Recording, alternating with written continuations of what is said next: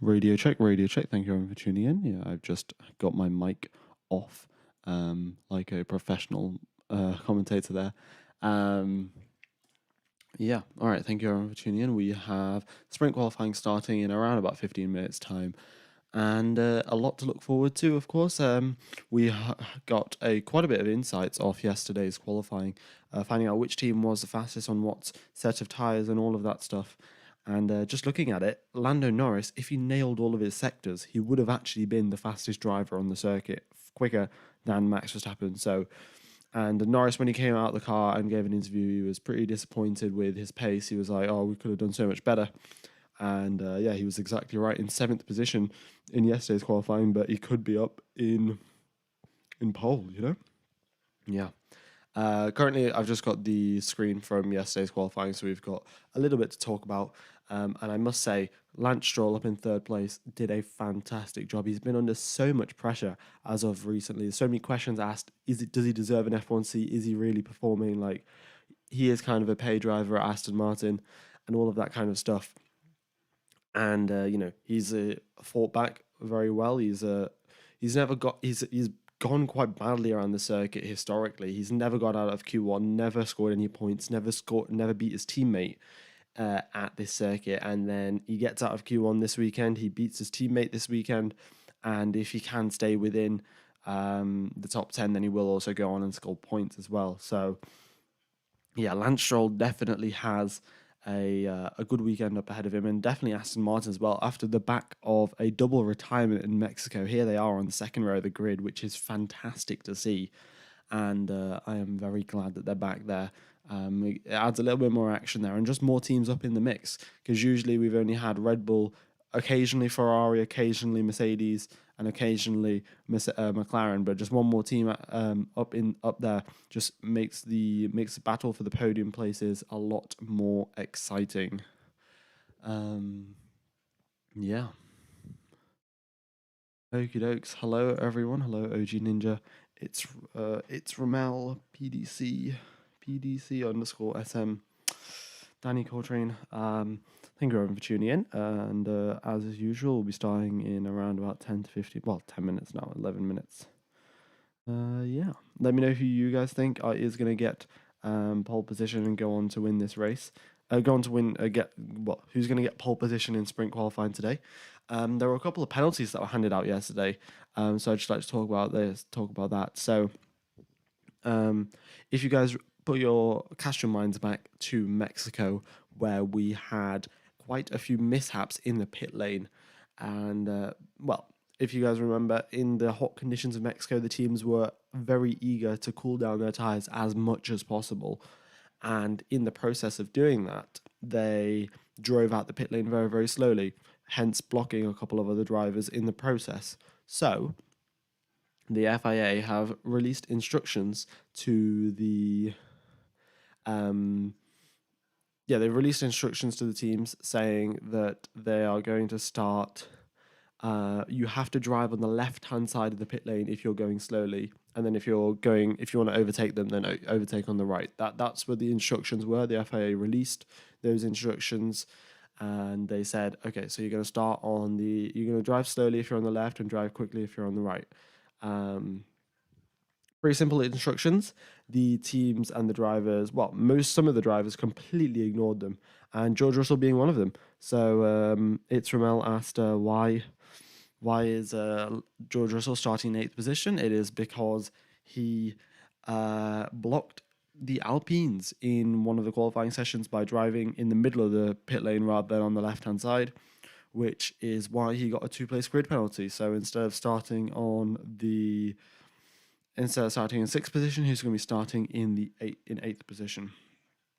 And both Alpines as well, both of them got 2-place grid penalties. So Ocon now down into 13th, and Gasly as well down 2 positions into 15th. I know, Ocon down to 14th, sorry, and Gasly down to 15th. Yeah. Will they try mediums today?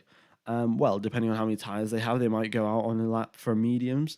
But one thing to consider is that yesterday we had that massive downpour of rain, which is which what that has done is washed all the rubber off the circuit. The circuit will be very green. We're going to have a lot of track evolution. Like, and when I say a lot, I mean a lot, because they haven't nobody's driven on the circuit. There haven't been F2, there hasn't been F3, and it's only the Formula One cars here this weekend.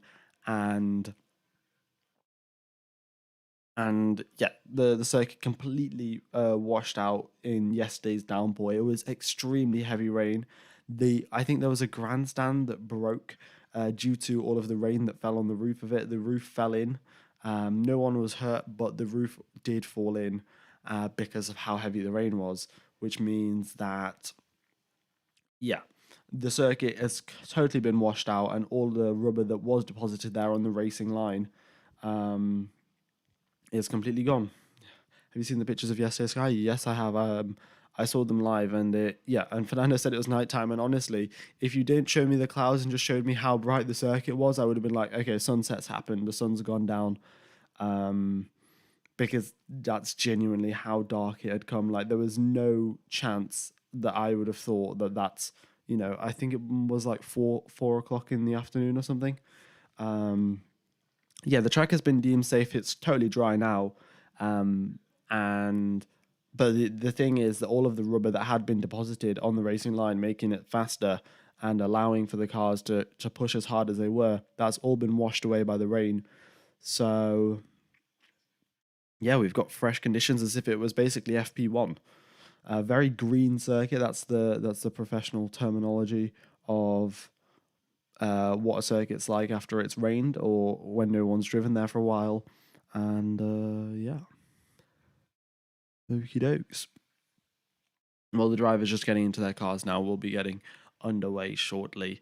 And I suspect that, that definitely does mean it's not, I suspect, the drivers that do go last in Q1, Q2, and Q3, they will end up having the fastest circuit, and that will be by a significant margin. Usually it's only by a tiny margin. You gain about half a tenth, maybe a tenth,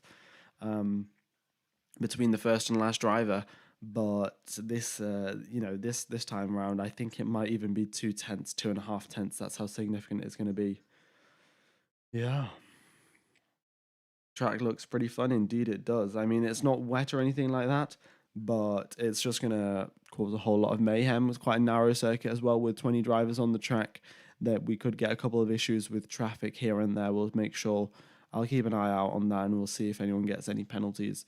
But just a recap on yesterday's penalties, that is Russell and Ocon and Ghazi have been given 2 place grid penalties for impeding the drivers in the pit lane. No, it was in the FIA race notes to drive on the left-hand side of the pit lane if you're going slowly, drive on the right-hand side if you're going quickly. And Ocon, Gasly, and Russell just decided to drive right in the middle.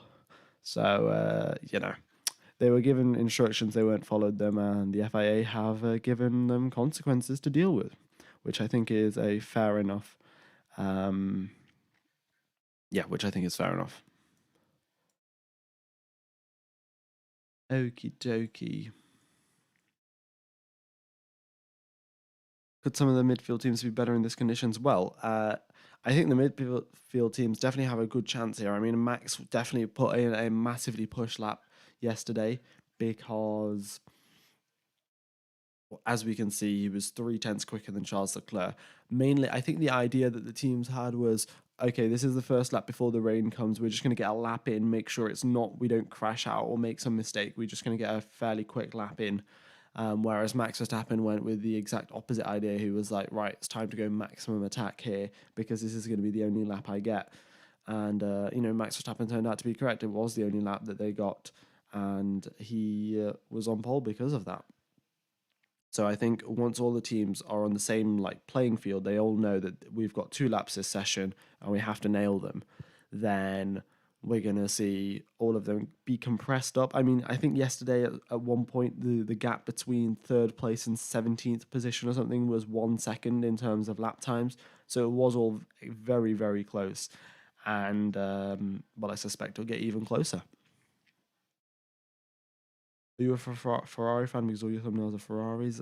No, I well, I was a Ferrari fan when Vettel was at Ferrari, but the reason I have Ferraris in my thumbnail is because it's just so I have the same car in every thumbnail, so it's kind of a bit more recognizable. Like the slanted F1, like it says F1 sprint race, whatever, that's like pretty recognizable. But then if I always have the same car, I think it helps, but I don't really know. But the saying, if it ain't broke, then don't fix it. So just gonna keep sticking Ferrari cars up there. Maybe change it next season. Who knows? Do you think Aston Martin will have the same pace as yesterday? I think they will drop back slightly a little bit. Every team will have got a little bit more of hang of their car, and they know what they can do, where they can change their tire warm up processes and all of that to try and get a quick lap in. So I think maybe Aston Martin instead of the second row might be on the third row or the fourth row. Yeah. Do you have the actual F1 thing on, or are you watching it, or are you just going to stream it? I have the actual F1 thing on as well on my second monitor. So, yeah. Okie dokes, let's give a quick refresh to this data, and then we shall be getting underway shortly. All right, the data will load in 35 seconds or so. But yeah, we are at Sao Paulo in Brazil at the Interlagos circuit, round number 21 of 23 in this Formula One season. Sao Paulo, nice. It's quite a driver favorite circuit, a fan favorite circuit. 4.3 kilometers, two DRS zones, top speeds of 338 kilometers an hour, and you can increase that even further with the slipstream. And quite a bit of elevation change here, 42 meters of elevation change. You see quite a bit as the drivers make their way down the hill at turn number 1 and up the hill down the back straight. So yeah, quite a bit of elevation change and just a lot of action to look forward to and watch. Yeah. The skies are pretty clear. There are quite a few clouds. It's not completely clear, but they're not the dark rain clouds that we did have yesterday, and that is good to see. Okie dokes. What else was I gonna say? I really hope Lewis gets P2 in the standings. He's been very impressive this season. That is true. Yeah. So Lewis, I think currently, how many points behind Sergio Perez is he? He is. Let's have a look in the standings. He was 39 points behind Perez and going into Mexico, and now coming out of Mexico, he is 19 points behind. Oh, he's 20 points behind Perez, sorry. So he gained. Oh, they're going to be using medium tires. Okay, so the mandatory tires, mediums in Q1, mediums in Q2, and then softs in Q3. So yeah, that's just a little bit of information there for you guys. So don't be too surprised when you see drivers coming out on medium tires in qualifying. Just give me 1 second. I need to fix this. Make the map slightly bigger and make the data slightly smaller. Just give me 1 second.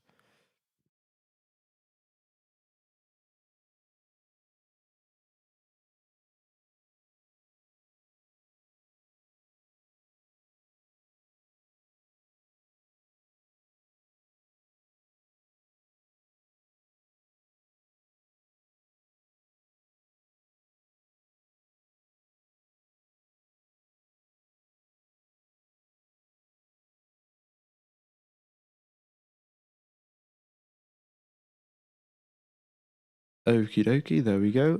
Qualifying now starting very, very shortly.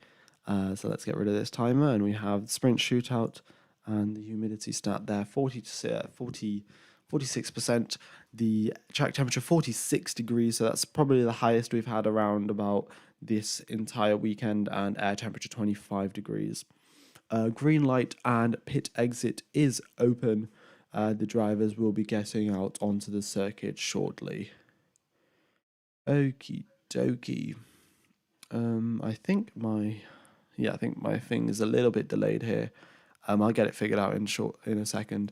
Also, guys, if you haven't hit the like button, be sure to do so. Definitely will help out the channel and the stream.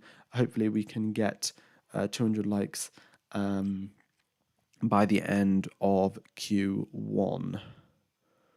Right, time is ticking. The drivers are out on the circuit. And actually, none of the drivers are out on the circuit. Everyone kind of waiting for someone else to come along and clean the circuit up for them. But I'm going to be honest with you, F1 teams, like no one wants to clear out the circuit. Everyone wants to go out and have a clean circuit to themselves. So Red Bull, first team to bite the bullet, and here they are coming out onto the track. Both Red Bull cars out into the pit lane now, and they'll be getting onto the circuit shortly. 10 minutes only on the clock here, and it looks like the teams are only going to do one runs. I'm not particularly sure what the strategy is here, but with only one set of medium tires, they probably only want to use one set of medium tires, and yeah, so maybe they're only going to do one run this session, one run next session. I'm not particularly sure, but if you only did want to do one run, you would wait and come out right at the end. So we will just have to wait and see. Okie dokes. Chances of a safety car in a sprint race, it's just 14 laps. I mean, chance of a safety car, it really depends on if there's a accident or not. I don't really have a stat on that. I think the percentage of safety cars is quite high around here, but not. I don't know about sprint races. They are totally a different ballpark. You've only got 1/3 of the laps that you usually would. Yeah. Why is there no sprint last week? Because I think that, well, there was no sprint last week because that's just how F1 schedules things. What was the race that we had last week in Mexico?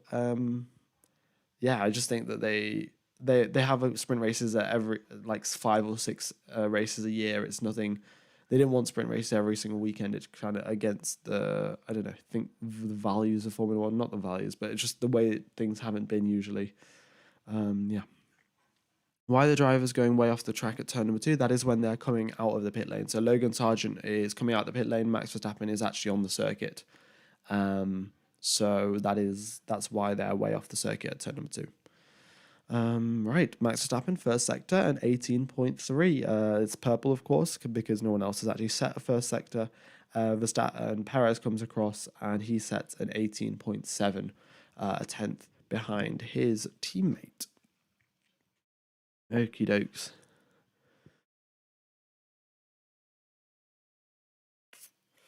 What incentive is there for the drivers to win the sprint? Well, you get 8 points. So you get 8 points for winning the sprint race. It's definitely not the 25 that you get for winning the actual race, but 8 points is still nevertheless quite important in the Constructors' Championship when points are quite hard to come by for a couple of teams. Right.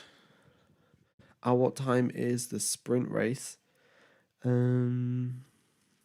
Let's have a look. Well, the sprint race is in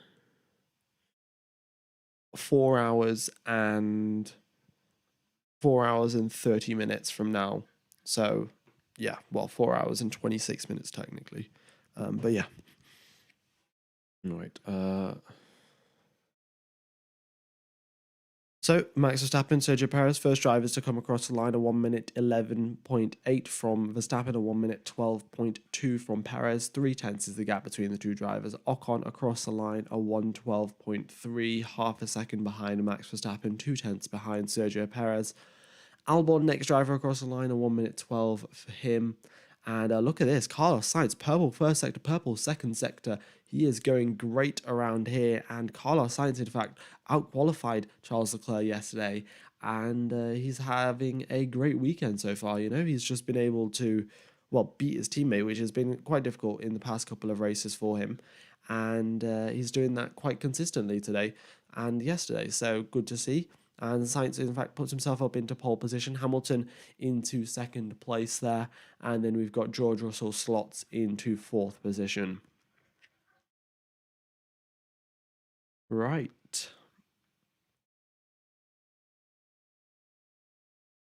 Let's see.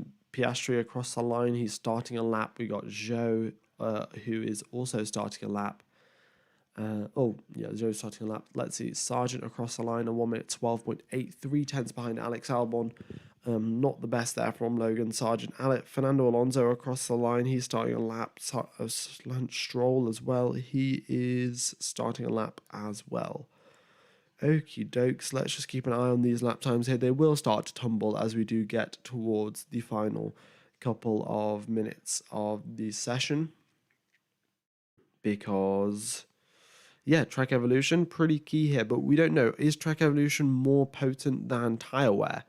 We saw, I think it was yesterday, Ferraris, they had done one lap already. They'd done one hot lap already on their set of soft tires. They did another hot lap on those, and they ended up being 4 tenths, 3 tenths behind where they actually were in terms of pace. So is track evolution going to be that significant where we see the drivers gain 2, 3 tenths against the fact that their tires are wearing out as well? It's going to be, yeah, we'll just have to wait and see. We've got Perez out on another lap. He improved in the first sector, didn't improve in the second sector. And we'll have to wait and see how that works out for him. Verstappen, he didn't improve in the first sector. He did improve in the second sector on another lap on those used tires. So yeah, and he comes across the line now, and I think he improves, but just not by that significant, not enough to go up another position. Right. Norris across the line after his first lap into 5th place. So that is brilliant to see. Oh, whoops! 1 sec. I'll move the data. Yeah.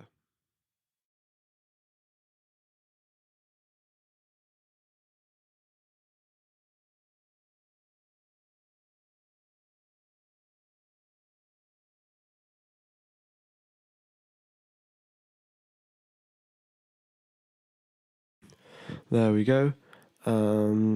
Yeah. Apologies for that. I just totally missed it. Right.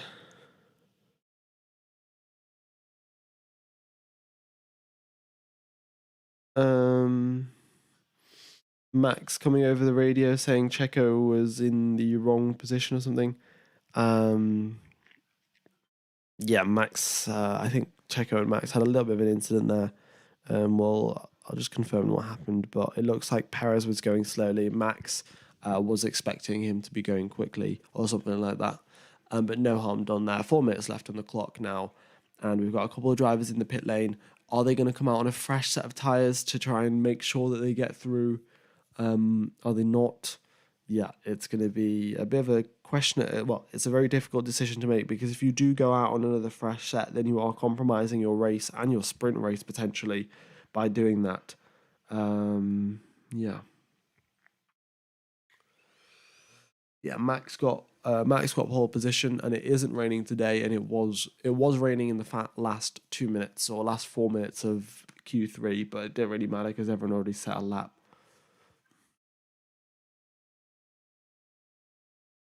Okie dokes. What else is happening on the circuit? Let's see. Daniel Ricciardo currently in 9th position here, and he's on a bit of a cool down lap while he gets his tyres ready to go on another one. Oscar Piastri here has a great improvement in the first sector, slows down in the second sector, comes across the line and does not improve. Guan Yu Zhou gets a very nice toe indeed to start out his hot lap from Oscar Piastri, which is great to see. That timing work out well for him, and we'll wait and see if he can get a nice toe off someone else off the back straight. Because you do gain a pretty significant margin around here when you get a toe down the back straight. It's a couple of tenths at least. So if anyone can just time that up by the luck of the draw, or if they can do it intentionally, that would be quite fantastic. Right, with 2 minutes remaining now, we have got Fernando Alonso starting a lap here. And everyone coming out of the pit lane. We've got Sainz, Hamilton, Russell, Magnussen, Hulkenberg, and Perez. Everyone's coming out just in case the lap times improve so much that they'll have to set another lap time. Let's have a look then. Charles Leclerc going through the first couple of corners gets a bit squirmish coming off turn number 4 there. The car snaps from a little bit underneath him. But as he makes his way down into the left-hander, he is only half a tenth down on his teammate Carlos Sainz. Max Verstappen purple in the first sector. That is very quick from him. And let's see what Charles Leclerc can do. Still managing to hit all of the apexes on these medium tyres. in the little bit of the changeable conditions that we do have, is Charles Leclerc doing a good job here, especially on the mediums where you lack quite a bit of grip and your car is a bit more unbalanced than it was on the softs. So yeah, Leclerc doing all right for now. We'll wait and see what his middle sector time is. Here he comes across the middle sector line, and no improvement there. He is 3/10 behind Carlos Sainz. So unless he gets a toe down this final sector, which he is not getting, that's not going to be good enough for him. Max Verstappen pulls into the pit lane. He knows that he might as well just abort the lap. There's no need. Leclerc crosses the line. He does not improve. Next driver, Yuki Tsunoda, is 19th position. Does he improve? Yes, he does, up into 15th. There's a yellow flag. Esteban Ocon has crashed into the barriers with 30 seconds left on the clock. And it looks like his rear left tyre has got some sort of a puncture. We've got a red flag. Are they going to restart the session? No, they will not. So the standings are as the standings are right now. That is it. Tsunoda makes it through by the slimmest of margins. Oh, there was contact between Fernando Alonso and Esteban Ocon, maybe. I'm not 100% sure what happened there, but Fernando Alonso's got a puncture on the front left, and he is scraping the bottom of that car everywhere. That's going to be a fair amount of plank wear. I think the FIA will allow that, but yeah, Fernando Alonso has got a front left puncture. I'm not sure exactly what's happened there. We've got the red flag out. The car will be, his right rear is totally gone, and Fernando Alonso's front left is damaged. Maybe there was contact there. I will try and get a replay, but the colors mean yellow mean not improving, slower than their personal best. Green means faster than their personal best. Purple means the fastest out of any driver, and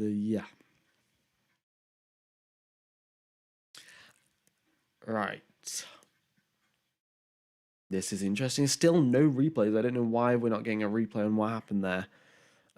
Because O and blue means in the pit lane. So yeah, as you can see in the first sector, all the drivers where they have blue, that means they've just come out of the pit lane. Can we get an F in the chat for Esteban Ocon here? All right, let's look at the replay. So as he makes his way through, Fernando Alonso looking in his mirrors, and he just turns in a little bit. Esteban Ocon was drifting wide, he was drifting quite wide going through that corner.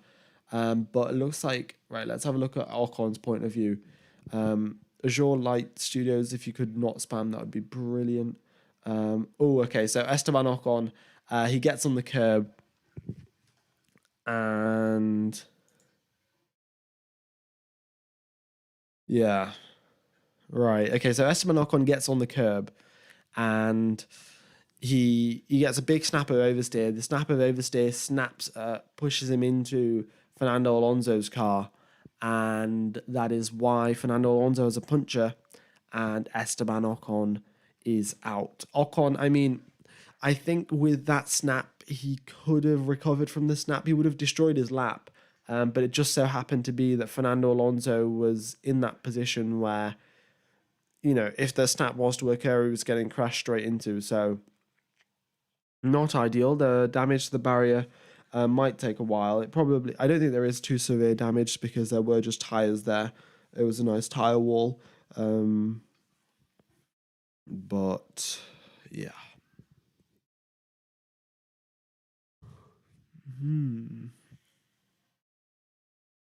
All right. Oh, we've hit 200 likes. Thank you everyone for hitting the like button. Very much do appreciate it.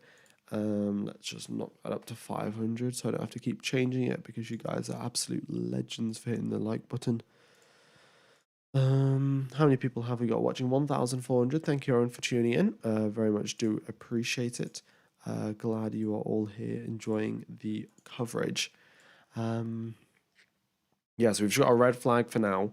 It'll be a bit of a while till we see everyone else getting their cars, till the cars are repaired and good to go racing again. There will be an investigation between Ocon and Alonso in causing a collision, but I do think it was more of a mistake, and Alonso being at the wrong place at the wrong time than it was. It was no one's mistake. I would just say, Alonso was in the wrong place at the wrong time, which led to, him getting hit. The Aston Martin mechanics working furiously at the front left of the car here, checking if everything is all right, and trying to fix any sort of damage that they do find, so Fernando Alonso can return to racing safely on the circuit.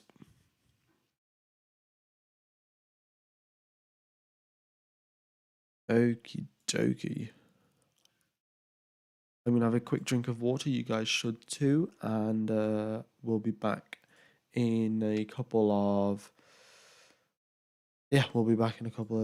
minutes to go qualifying for two there. Yeah, Fernando was basically in the middle, that is true, but also, like, what was I going to say? He wasn't really expecting anyone else to be there. Of course, he could have been more on the right, but you kind of expect a driver to just be on the inside line and not really affect anyone. So it's a bit of a tough situation. Yeah. Right. I'll just get some water. I'll be back in a sec.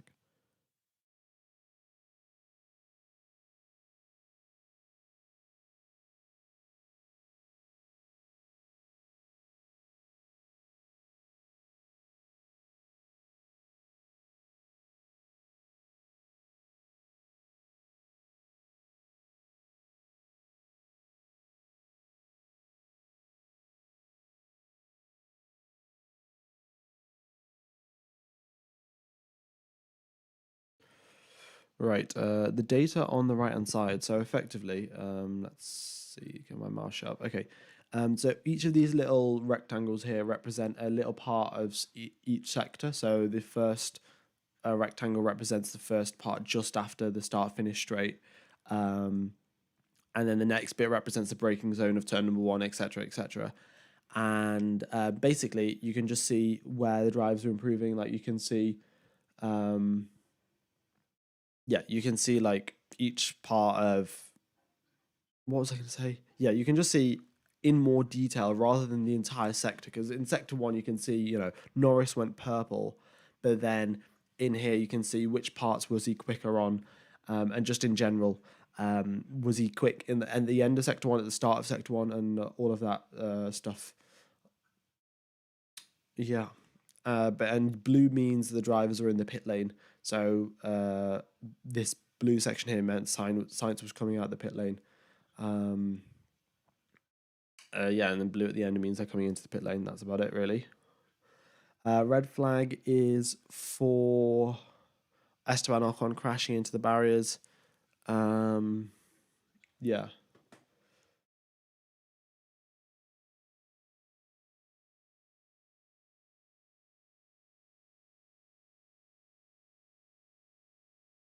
Yeah, okay. So Alonso's saying a lot of damage, and he thinks that Ocon drove into him, which is fair enough. We'll just have to wait and see.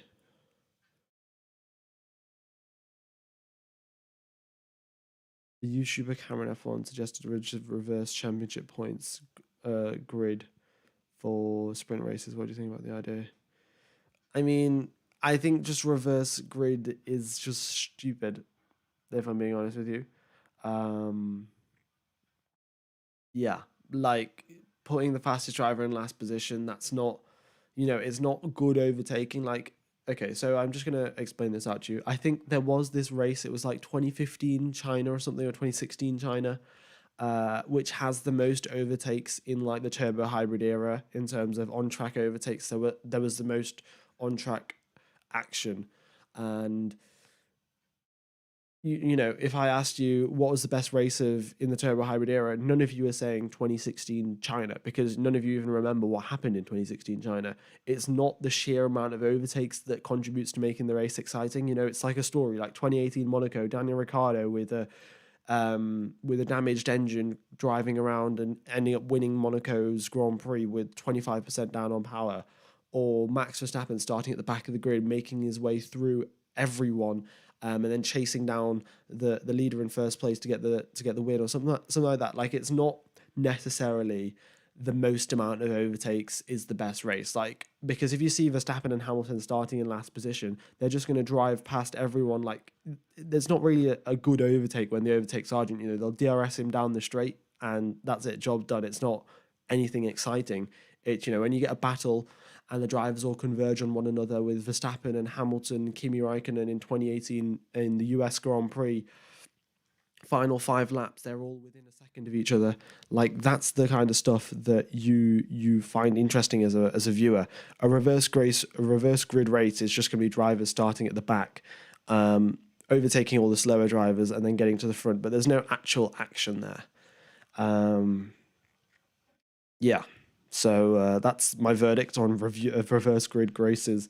That, quite frankly, I mean, whoever came up with the idea obviously doesn't understand what makes an actual good Formula One race. Like, yes, overtakes are important, but you can equally have a good Formula One race without overtakes. You can just have tension, like Monaco 2018.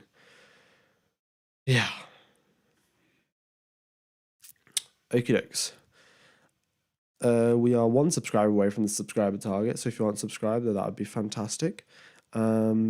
Wind has picked up a little bit, so we've got 10.4 kilometers per hour of wind. It's a bit of a crosswind, really. So the drivers were complaining about it yesterday. In fact, that's the reason why I think it was Oscar Piastri had spun off. So yeah, Oscar Piastri spun off at turn number 12 yesterday because of a crosswind. So there we go. It was Hamilton, I believe. Hamilton did not suggest reverse grid because he was asked about it in an interview and he was just like, it's a stupid idea. So, yeah. Why is there a red flag? Because Ocon crashed into the barriers and they are repairing the barriers, I think. Yeah. I mean, currently I'm just looking at advertisements here on the Sky F1 feed because taking our money isn't enough. They also have to give us a bunch of advertisements. Yeah, Alcon's all right. I mean, it's totally fine. F1 cars nowadays pretty safe. Yeah. Yeah, I remember Vettel said that in an interview.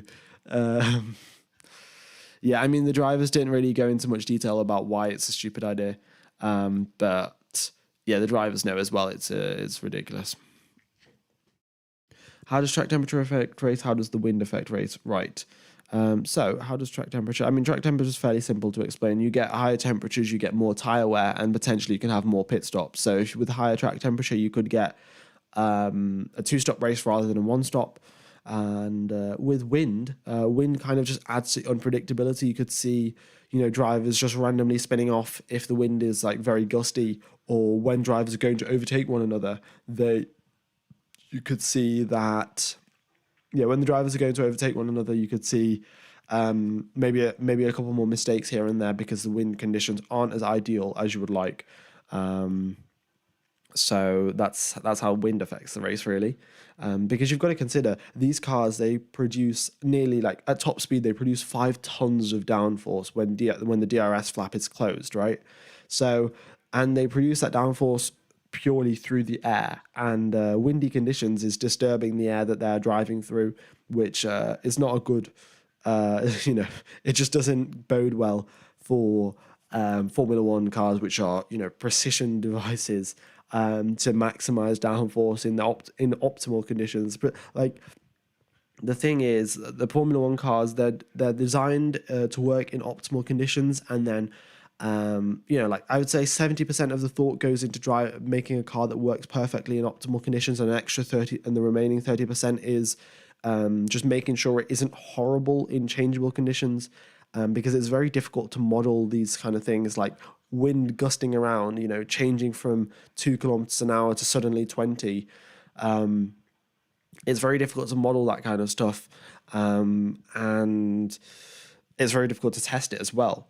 So the teams that make stuff that works well in good conditions, and then they, you know, and then they expect it to work, and they make a couple of modifications here and there to make sure it works in slightly changeable conditions.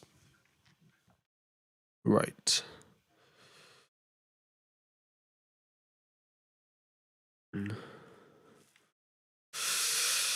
Ooh, it's taken a while here to clear up this debris. I mean, all the drivers are sat in the car, but I don't know why it's taken so long to clear all of this up. It wasn't a particularly big crash.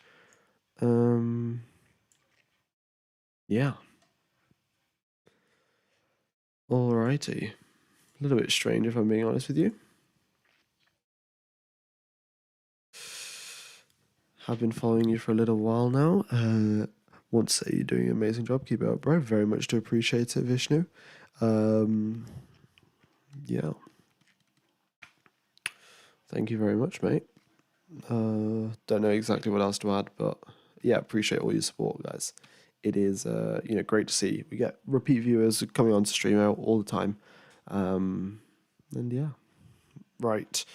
When will Q2 start? Unfortunately, you haven't got any info from the FIA. They've just said it will be delayed, and they have given us no information after that. So, yeah. Oh, I did hit the sub goal, yeah. Most interesting races usually rain. See, that's an idea I can get on board with. I could say, scheduling races when it is, the winter season at that part of the world, or it's, you've got chances of rain in that part of the world. At that time of the year, that's a good idea. Having a race, say, in Brazil when you could, well, okay, maybe in Brazil it's a little bit extreme because you get monsoon-like weather and torrential rain, which can completely wipe out F1 races and just cause the entire thing to be red flagged. But definitely, say in the UK, right? If you had a race in the winter, say in like at the start of the season in March or something, it would be pretty cold, quite a high chance of rain, and just makes it a lot more fun for us to watch. But then, of course, you've got to take into account the fact that the fans are there, and do you want fans to just be out there in wet conditions? It's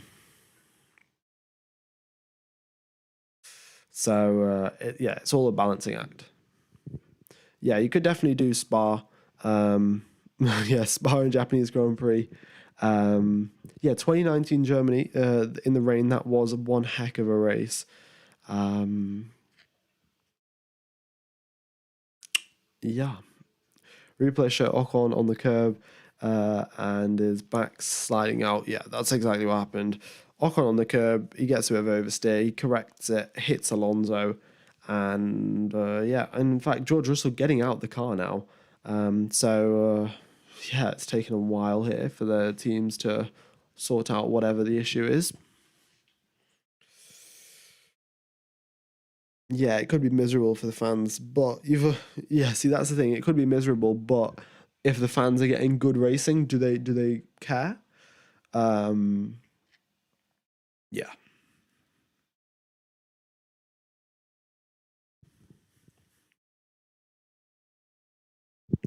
Yeah, penalty for Ocon. Honestly, 5 second time penalty there for Esteban Ocon, if I'm being totally honest with you.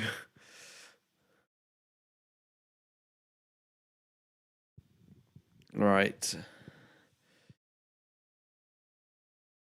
When does it restart? No idea really. No idea whatsoever. Ocon just running through the barrage of media and media reps, trying to get an answer from him, because he needs to go into the race control room or something like that. I'm not sure exactly.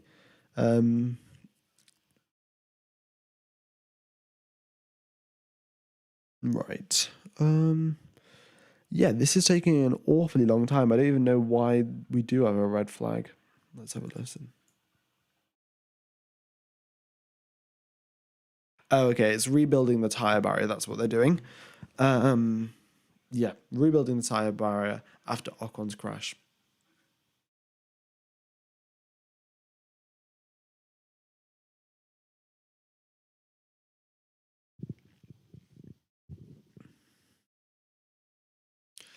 Ooh, let's have a look at this. Ricardo and Sonoda both got eliminated out of Q1 yesterday, and here they are once again into Q2 now.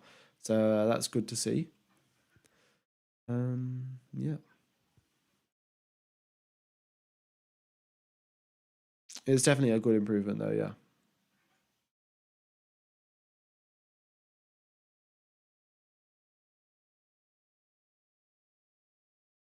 Yeah. Is it a tech pro barrier? No, it is just a tire barrier. So that's why it's taken a while to replace. Because last weekend out in Mexico, they replaced a tech pro barrier so quickly after a crash. But yeah, replacing this tire barrier taking a little bit more time. So there we are. What do you think? The RB19 is too good for the other cars, when Max is better than the other drivers? You have to choose one. Well, see, it's a ridiculous question trying to get a ridiculous answer. It's quite safe to say that RB19 is a quicker car than the rest of the cars, but it would be I can't think of the word. What is it? Well, it'd be totally unfair to say it was just all the car, because clearly we can see, a driver that isn't Max Verstappen, Sergio Perez, has not been able to perform in it. So you can't say it's all the car and you can't say it's all the driver. It is definitely a mix of the two. Why is there a red flag? A red flag because Ocon crashed into the barriers and they are replacing the barriers.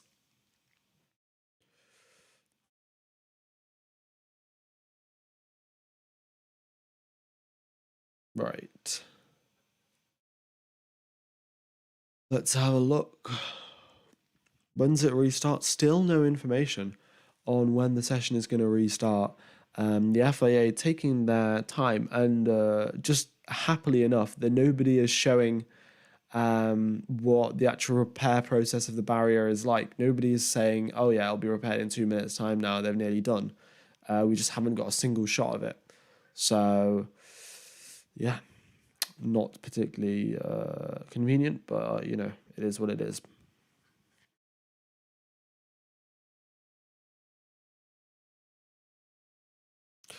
All right. Well, while we're here waiting along for all of the drivers to, for the marshals to fix the barriers, let's have a look at yesterday's data. So yesterday, once again, of course, was qualifying, and what we're seeing here is that in the qualifying analysis, okay, so just looking at the fastest sectors between Norris and Piastri, and comparing that to the fastest sectors between Verstappen and Perez, the McLarens were ever so slightly quicker than the Red Bulls by like the tiniest of margins. So according to the QUALI data, and just looking at the sector times between Piastri and Norris and Verstappen and Perez, the McLarens in theory should be basically on par with the Red Bulls.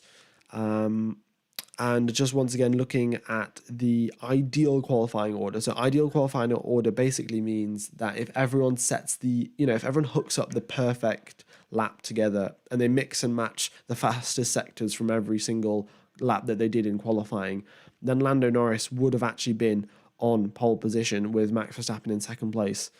So yeah, it would have been a bit of a mix and match situation, but that's just the way it goes sometimes.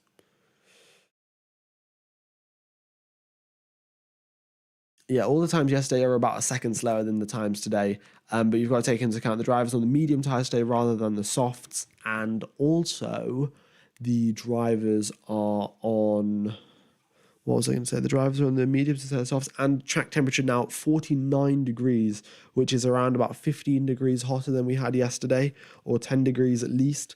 So yeah, higher track temperature just means it's lower lap times. It's kind of straightforward, isn't it? Will Ricciardo get Checo's seat? Well, unfortunately, I can't tell you the exact answer to that.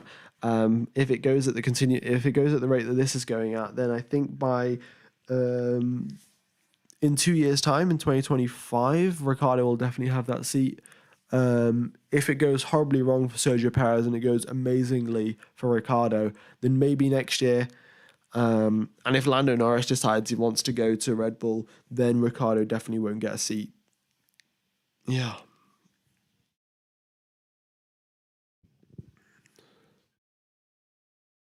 Ooh.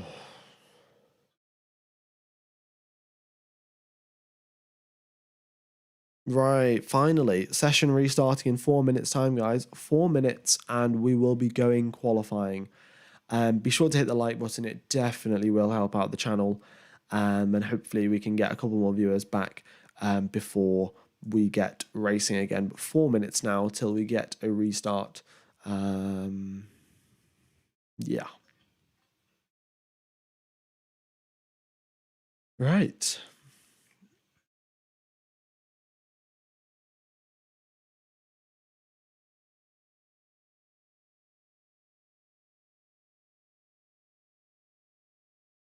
Let's have a look then. So yeah, the drivers eliminated from the qualifying session: Ocon, Stroll, Zhou, Albon, and Sargent. I think that this repair process of the barriers has given more than enough time for Aston Martin to repair Fernando Alonso's car. And the last time there was a shot of it, they were doing a lot less work on his car. So yeah, a lot less work on his car means that his car's probably been fixed, which is great news, and we'll wait and see where he can end up in today's qualifying. But he has out-qualified his teammate Stroll, unfortunately getting eliminated. The track has been cleared, DRS has been re-enabled by the FIA, and we are getting ready to shortly go qualifying again. Track temperature now up to 50 degrees. I mean, the soft tyres are going to have a very bad day around this circuit, to be honest, because... well, I mean, it's kind of self-explanatory, isn't it? The soft tyres and 50-degree track temperature, that is not something that you want to go together. Right.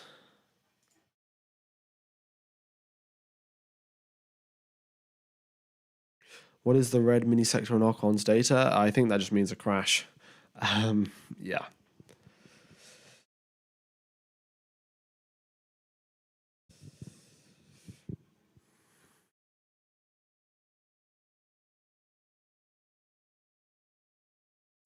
Right.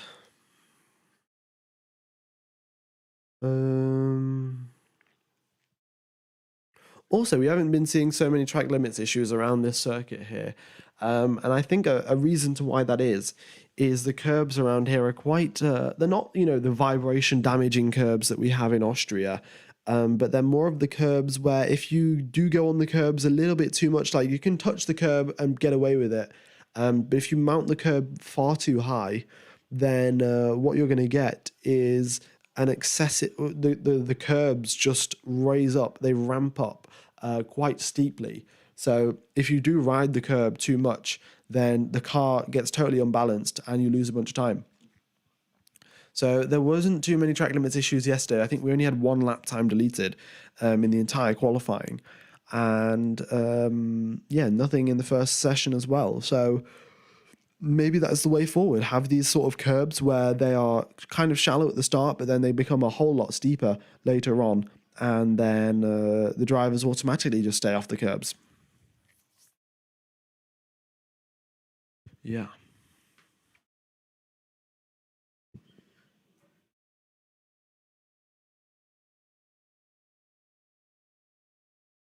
Right, just give me 1 second. I will fix something up on the screen and I'll be back.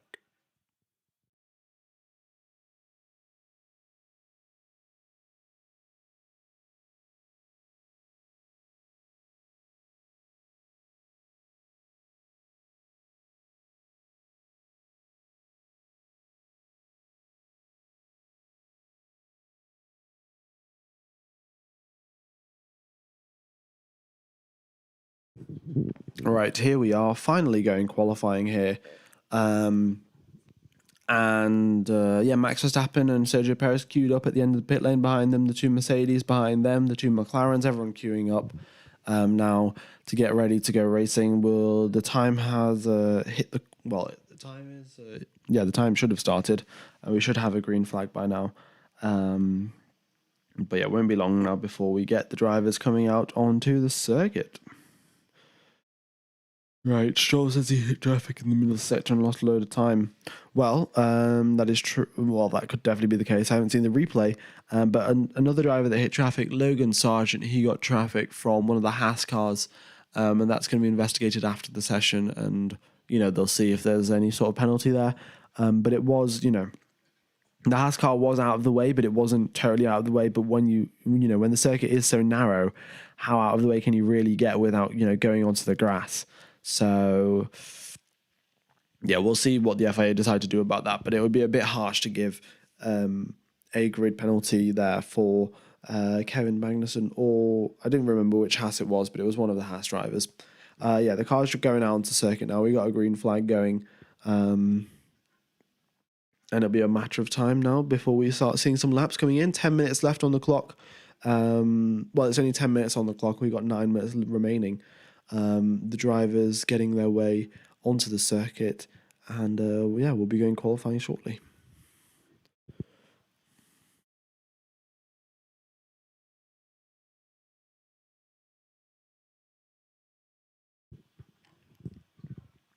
Ooh.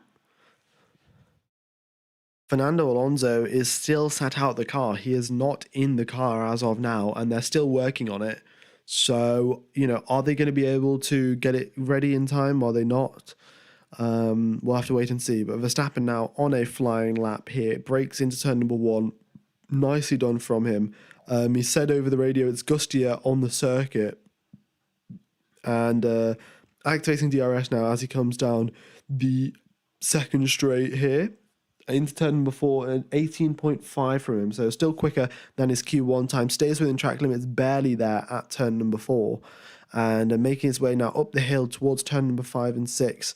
And he is balancing the throttle very, very nicely. They're balancing the car on the throttle, managing the the transfer of weight, getting the grip where he wants it, and the car doing exactly what Max Verstappen wants. Here he goes into the apex of turn number 10, and foot flat to the floor here as he goes through turn number 11. Magnussen out the way nicely. He hits the apex of turn number 12 and just gets an amazing exit here, and are now just climbing up through the gears as he makes his way down back the next straight. Kevin Magnussen getting a fabulous tow off Max Verstappen on his way to start a flying lap. Verstappen across the line, it's a 111.4 from him. Let's see what Sergio Perez can do. He's got green sectors in the first 2, and then the third sector is also green, and it's purple, sorry, in the third sector. He goes half a tenth quicker than Max Verstappen, and it is a 111.6 from him. So a tenth and a half behind his teammate, quite close there for Sergio Perez, which is great to see.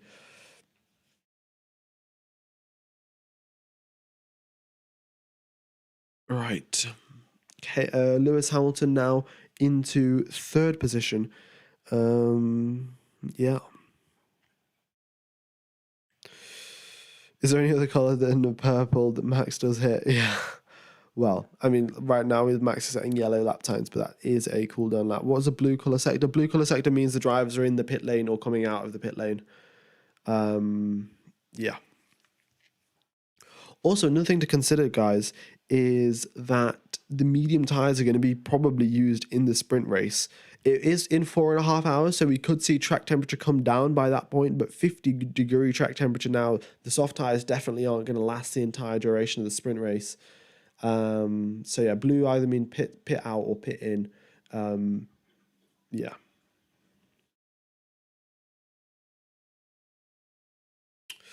All right, so let's see. Leclerc across the line up into third position. Nicely done from him. Let's see what Carlos Sainz can do. Can he go quicker than his teammate? In the first 2 sectors, he is quicker.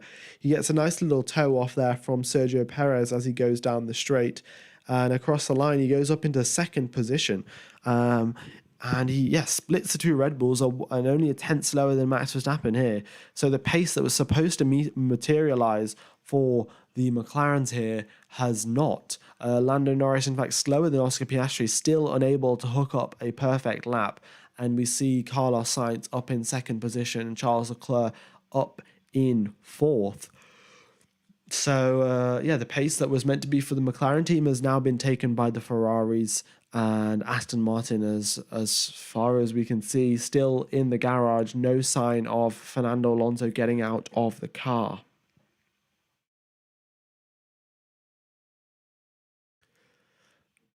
Right.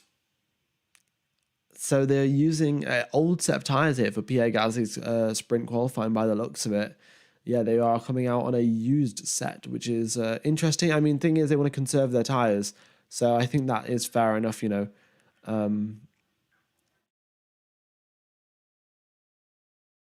Right, yeah, Leclerc over the radio saying a Red Bull slightly blocked him. but it's quite difficult there. The Red Bull kind of parked in the middle of the road. There was enough space for Leclerc to get by, but ideally the Red Bull should have been parked up on the left. Yeah. Can Lewis take pole? I mean, considering Lewis is in 9th position off pure merit and the Haas cars are going quicker than him right now, it does not look like that. And they were on a fresh set of tyres. It wasn't like the Haas cars were on used tyres or the Mercedes cars were on used tyres. They were on a fresh set. Yeah.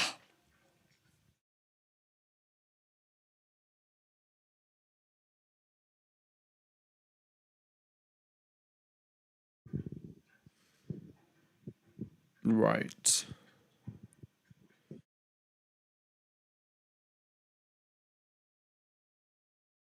Oh, we've just got confirmation here now. Aston Martin have said that Fernando Alonso will not be taking part. Can we get an F in the chat there for Fernando Alonso? Yeah. Craig Hutchinson. I mean, I appreciate the donation of 3, I think it's American dollars. Can't believe you got cancer. When's chemo? I do not have cancer. But yeah, I appreciate the bit of a prank. Yeah, I mean, I don't know if you're doing this as a prank on a YouTube channel, but nevertheless, a nice prank indeed. And do appreciate the donation. Thank you very much. Okie dokes. So 3 minutes left on the clock here, and we do have all the drivers coming back out onto the grid. Not the grid, sorry, back out onto the circuit doing another lap. We'll have all of the other drivers in the bottom 5 as well. Yeah, except Alonso as well, because Alonso is in the pit lane, so there we go.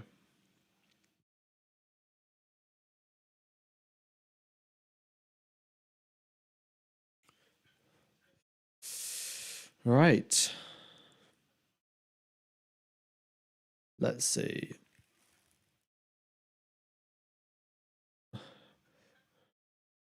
Yeah, I think it's like I'm not sure exactly where F in the chat comes from. I think it's F to pay respects. It might be like, it might have originated from some game, but it's just a thing that I do now. I don't know. Yeah. All right, we're on 400 likes. If we could hit 500 likes, that would be fantastic. Yeah, by the end of Q2, we are 1 minute 44 seconds left on the clock. We have a couple of drivers now on their hot laps. Look at this. Leclerc, Sainz, Piastri, Norris going so slowly on pit exit here. Trying to cool their tyres down, because when track temperatures now, it's risen up to 52 degrees. It is getting hotter and hotter, and the drivers doing their absolute best to try and cool down their tyres before they get on a flying lap. Max Verstappen, his first sector in 18.5, ridiculously quick there. Next, he's making his way through the hairpins here now. Does Norris get out the way nicely? I think he does. And Valtteri Bottas currently in 12th position here, having a nice couple of improvements. Look at this, Gasly, purple first mini sector. That is nice from him. Yeah, surprise Max is bothering. But I mean, he's already used this set of tyres. So, I mean, actually, there was no need for Max to set another lap time, but I guess he's just doing it just in case. He's a solid half a second ahead of the competition. Yeah. They're going to sign you on Sky Sports, man. Well, I've got to get a contact in Sky Sports first, someone to call up. Yeah. Verstappen now crosses a line, improves by 0.2 of a second. So now he's 0.7 clear of the competition rather than everyone else. The predicted knockout time, it's a 1:11.8. So we've got a couple of drivers just slightly short of that.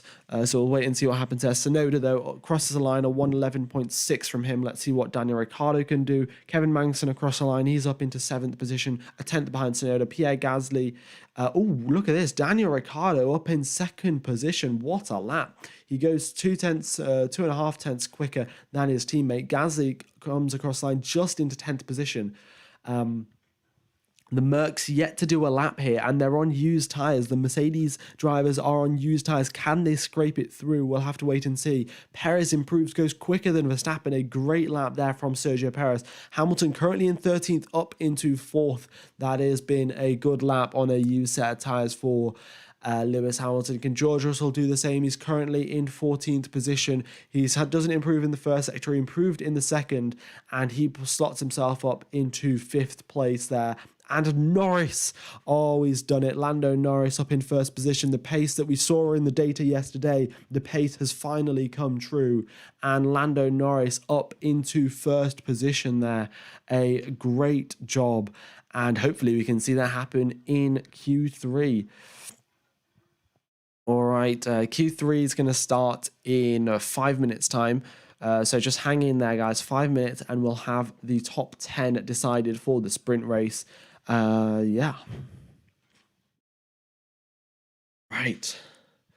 Both AlphaTauris are through into Q3. Yeah. Daniel Ricciardo and Yuki Tsunoda having great improvements. And they've made it through, which is great to see.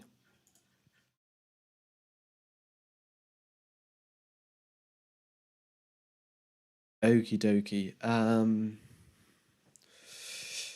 Yeah.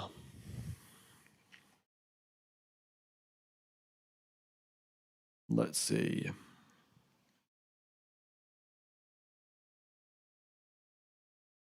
So the drivers that have been eliminated, both Haas drivers, Pierre Gasly, Valtteri Bottas, and Fernando Alonso.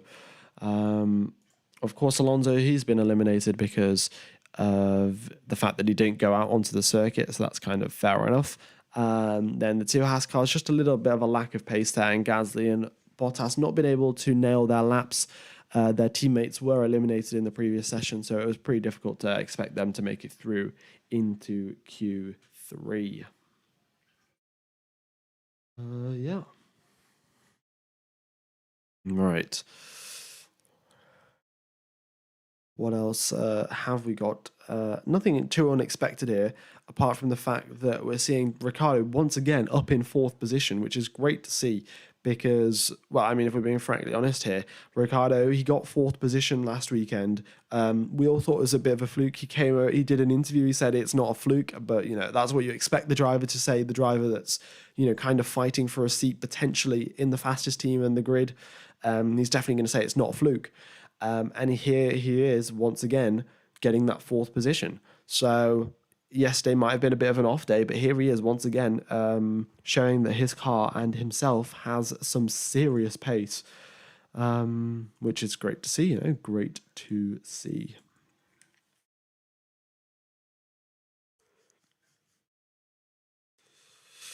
Right, I'm going to have a quick drink of water.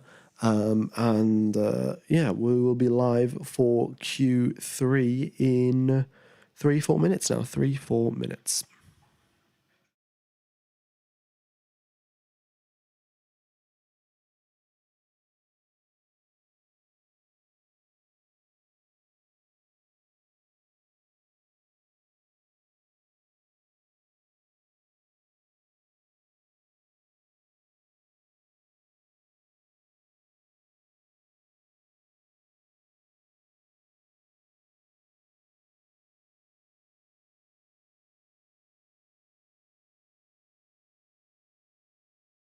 Right, what has happened to Aston? Aston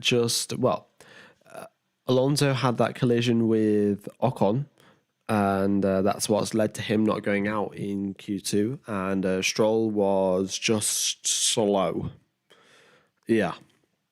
I think he might have got held up. I'm not 100% sure, but he was pretty slow. And yeah. We'll have to wait and see. But yeah. I mean, they were up on the second row of the grid yesterday, so they definitely had some sort of pace. Alonso won't be happy about that collision with Ocon. It wasn't his fault, really. Sure, he could have been slightly more off to the right of the circuit, but he was just a bit unfortunate. Wrong place at the wrong time, and kind of got screwed over by that. Yeah. Also, guys, I just want to try this out. Just let me know which one you think is better. So let me know if the current one is better. I'm just going to change the screen up for just a second, and then let me know if the second, the change is better or not, just for the final bits of Q3.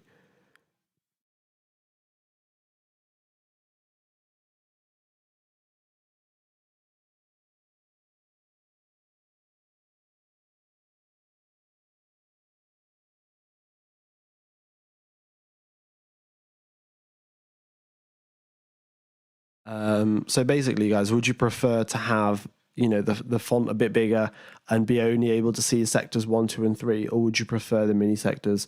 So if you prefer what it was before, just type 1. If you prefer what it is right now, then type 2. Yeah, but I think I suspect it's gonna be slightly mixed. We'll have to wait and see. Right,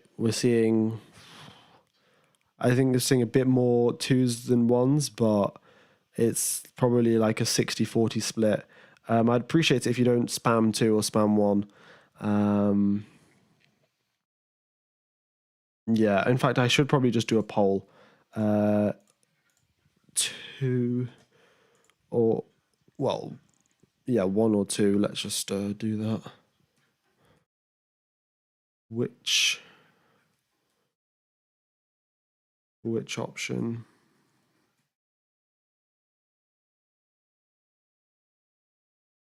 All right, you guys can do a poll because that means you can't spam in the chat and you can't put multiple votes in to kind of skew the perspective. So yeah, go ahead and put your vote in there, and then we'll decide to pay based on that. Yeah, in fact, actually, I could probably get the mini sectors up below. Oh, how could I do that? Let me just have a think. But yeah, look, it looks like it's a 60-40 split. Yeah, just give me 1 sec.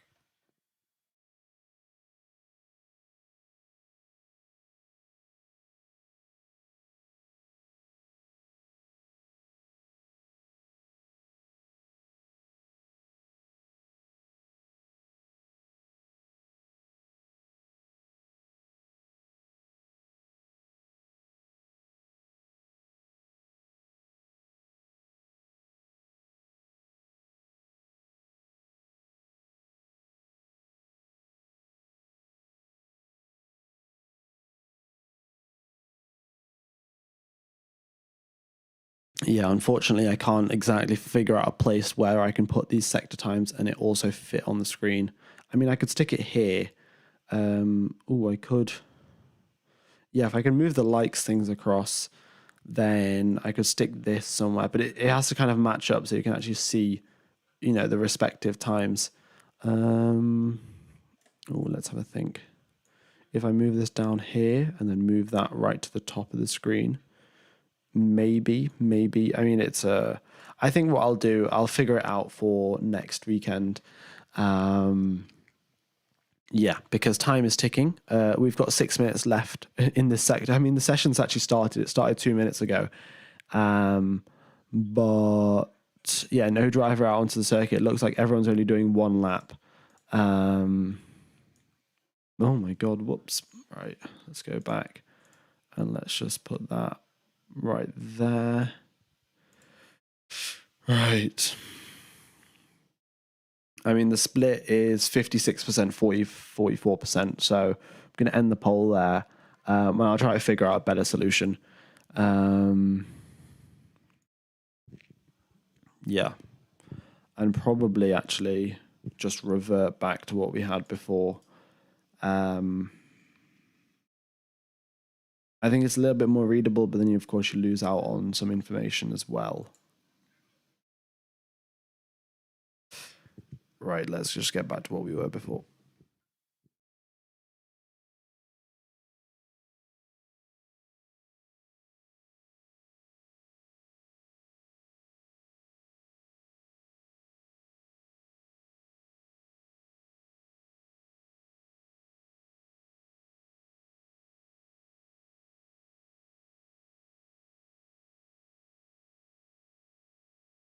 Right.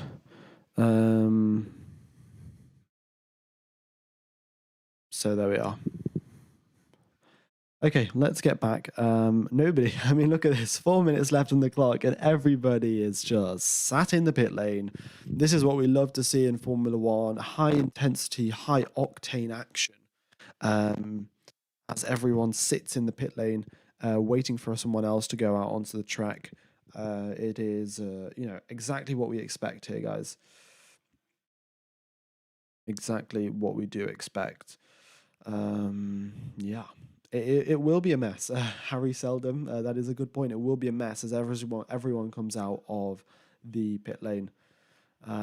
Be more passionate, man. Talk like your life depends on it. Right. Well, let's go. We've got to be extremely passionate here. I mean, Formula One, the pinnacle of motorsport. We've had an 8-minute long session, and we are 3 minutes and 40 seconds remain. And the first car is out of the pit lane. We've got the 2 McLarens, the 2 Ferraris, the Red Bulls. They're all coming out onto the circuit right now. And yeah, they're all coming out, and actually they will get a lap in because it's only a 1-minute lap time around here. So 3 minutes left on the clock. Everyone should have more than enough time to get round.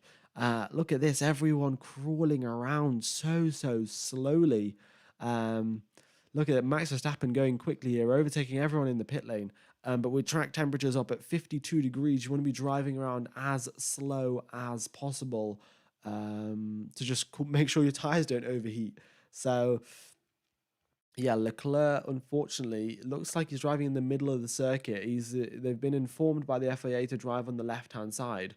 So, Leclerc kind of forgot the rules. I'm not exactly sure what he's doing there. Yeah. Okie dokes. You sound really low sound-wise. Let's just turn the volume up a little bit. Did you pay your rent today, sir? Well, I paid it last week, so I don't have to pay it this week. There you go. Yeah, let's not go asking me if I've done my laundry or whatever, because it doesn't fit the vibe of the channel, guys. Don't troll me. Right. Here we are then. All the top 10 are out onto the circuit, all at the exact same time. I don't know exactly why you would do that, but it is the strategy that they have gone for.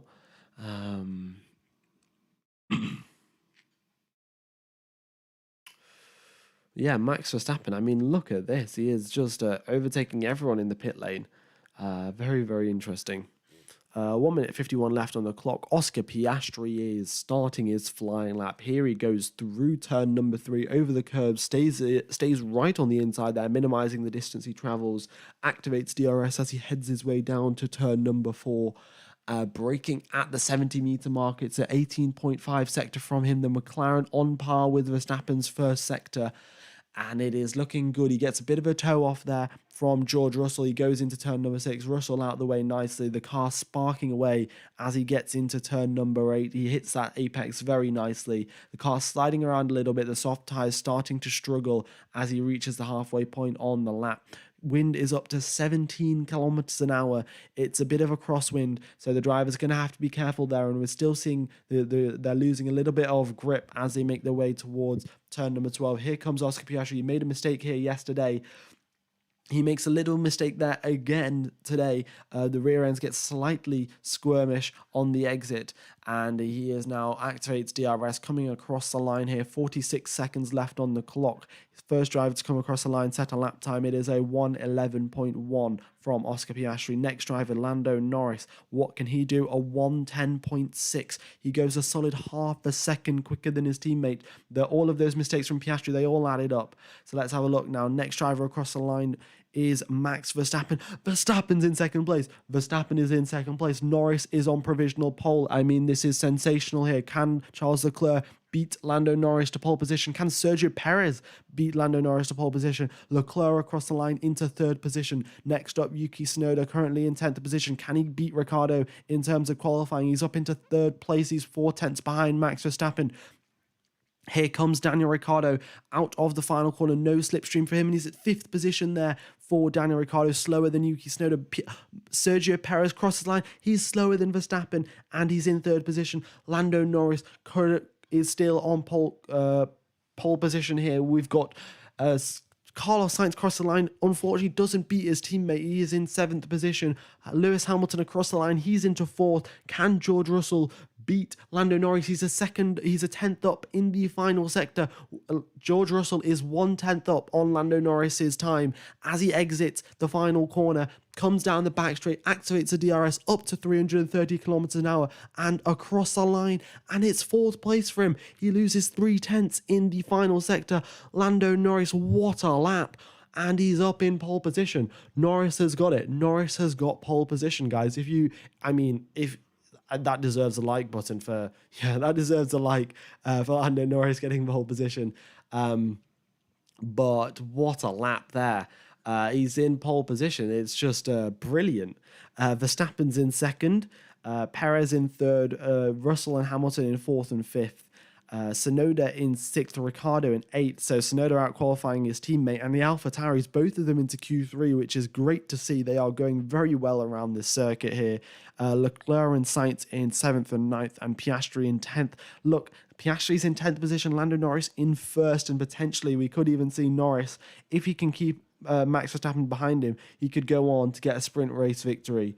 We will have to wait and see. But the McLaren strategy and the McLaren car has been absolutely sensational in the past couple of weeks, and we could see Lando Norris hang on to this win for the sprint race. Nevertheless, a brilliant qualifying session that we have had here. Absolutely fantastic. And we'll be going qualifying in 3.5 hours, guys. 3.5 hours. The stream will start, well, it'll be 3 hours and 22 minutes technically. But my stream will start in 3 hours and 7 minutes.